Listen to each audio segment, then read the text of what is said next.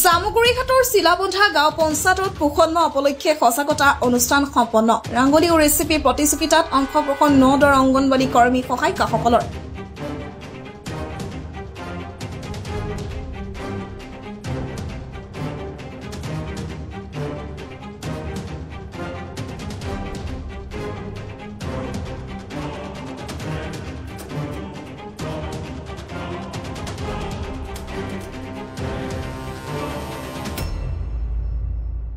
শিশু গৰ্ভৱতী মহিলা পুষ্টিকৰ খাদ্য সামগ্ৰী তথা ৰাংগলী প্ৰস্তুত কৰি প্ৰদৰ্শন। মুখ্য অতিথি বিধায়ক পদ্ম হাজৰিকা বঁটা বিতৰণ।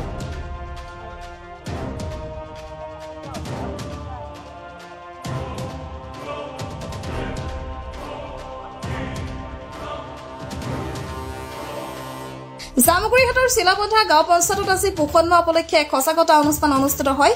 ভাৰত চৰকাৰৰ তথ্য ও সম্প্ৰচাৰ মন্ত্ৰালয়, কেন্দ্ৰীয় যোগাযোগ ব্যুৰো, তেজপুৰ ক্ষেত্ৰ কাৰ্যালয়ৰ উদ্যোগত 9 শিশু উন্নয়ন প্ৰকল্প বিষয়া কাৰ্যালয়ৰ সহযোগত আয়োজিত অনুষ্ঠানটি মুখ্য অতিথি হিচাপে অংশগ্ৰহণ কৰে 9 সমষ্টি বিধায়ক পদ্ম হাজৰিকাই। চিলাবন্ধা গাঁও পঞ্চায়তৰ সভাপতি জয়ন্ত বৰাৰ লগতে পঞ্চায়ত প্ৰতিনিধি ও শিশু উন্নয়ন প্ৰকল্পৰ অন্যান্য বিষয়া কৰ্মচাৰীসকলৰ উপস্থিতিত আয়োজিত অনুষ্ঠানটিত অংগনবাড়ী কৰ্মী সহায়িকাসকলৰ উদ্দেশ্যি মাতৃ দুগ্ধ আৰু আহাৰ, গৰ্ভৱতী মহিলা আৰু কিশোৰীৰ ৰক্তহীনতা, কম ওজন শিশু পুষ্টিহীনতা আঁতৰ কৰা, গৰ্ভাৱস্থা আৰু শিশুক দুগ্ধপান কৰাই থকা সময়ছোৱাত মহিলাৰ বাবে প্ৰয়োজনীয় বিভিন্ন পুষ্টিকৰ খাদ্য, ৰক্তহীনতা আৰু ঋতুস্ৰাৱৰ সমস্যাহীনতা সন্দৰ্ভত সজাগতামূলক বক্তব্য প্ৰদান কৰে 9 সংহত শিশু উন্নয়ন প্ৰকল্প বিষয়া জয় দলে আৰু 9 যোগান বিষয়া লিজি বৰুৱাই।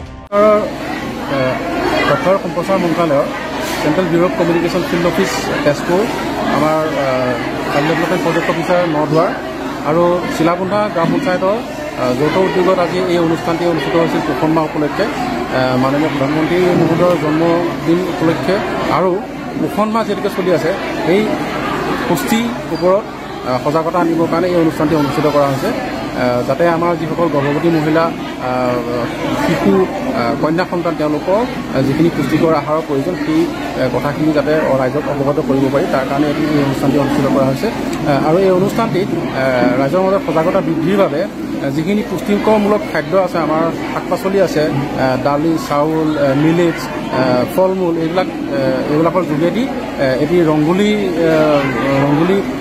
মেকিং কম্পিটিশ্যন আৰু এটি ৰেচিপি মেকিং কম্পিটিশ্যন, যে পুষ্টিকৰ যিখিনি খাদ্য দি কেনেদৰে আমি সুন্দৰ পুষ্টিকৰ আহাৰ, সুস্বাদু আহাৰ তৈয়াৰ কৰিব পাৰোঁ, তাৰো এটি প্ৰতিযোগিতা অনুষ্ঠিত হ'ল।